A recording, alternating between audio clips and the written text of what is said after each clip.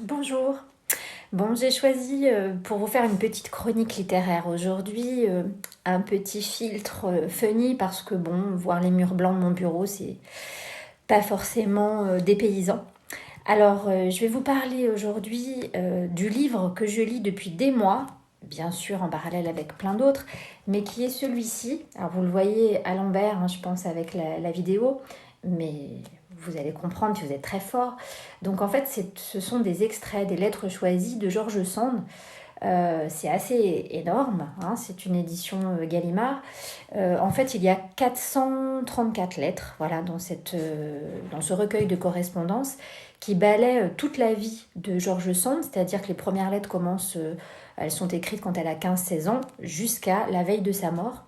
Et l'éditeur a choisi en fait de nous faire entrer dans son intimité grâce à tout un éventail de lettres et de correspondants qu'elle a eu au cours de sa vie. Pour vous donner un ordre d'idée, on a retrouvé plus de 18 000 lettres de George Sand, ce qui correspond en édition complète à 26 volumes d'édition. Autant vous dire qu'il faudrait être confiné de nombreuses années pour lire la totalité de cette correspondance. Il n'empêche que dans cette édition, on a vraiment un bel aperçu de cette femme, de sa vie, de ses combats. Moi j'adore, j'ai redécouvert cette femme à qui je dois mon prénom, puisque Lauriane, c'est une héroïne des Beaux Messieurs de Bois Doré, et ma mère avait choisi ce prénom en ayant lu ce roman. Alors aujourd'hui, j'aimerais juste vous lire un petit extrait printanier. Je vous en parlerai d'autres fois et je vous en lirai d'autres, mais celui-ci, je l'ai trouvé très beau ce matin. Elle parle des roses de son jardin. J'adore les roses, ce sont les filles de Dieu et de l'homme, des beautés champêtres délicieuses dont nous avons su faire des princesses incomparables. Et pour nous en remercier, elles sont ardentes à la floraison. En plein décembre, dans mon jardin qui est loin d'être sous un beau ciel, tous les matins j'en trouve de superbes qui s'ouvrent sans souci de la gelée blanche et qui se font d'autant plus aimer qu'elles ont survécu à presque toutes les fleurs en pleine terre. Ma favorite à moi est une rose modeste d'un blanc rosé à feuilles de pimprenelle.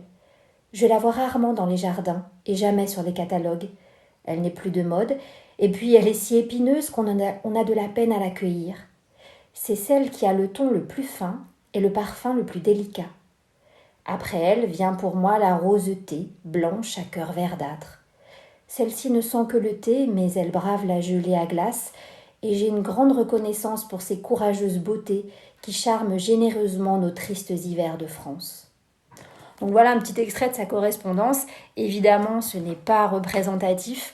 Il y a énormément de lettres. Elle a des correspondants aussi illustres que Napoléon III, Victor Hugo, Alexandre Dumas fils, Delacroix, avec qui elle entretient une amitié jusqu'à sa mort. D'ailleurs, j'ai appris sa mort ce matin dans une de ses lettres. Flaubert, Musset, Chopin, mais aussi plein d'amis privés que l'on retrouve dans ses lettres. Voilà, j'espère vous avoir donné envie et puis je vous en lirai d'autres extraits. Bonne journée.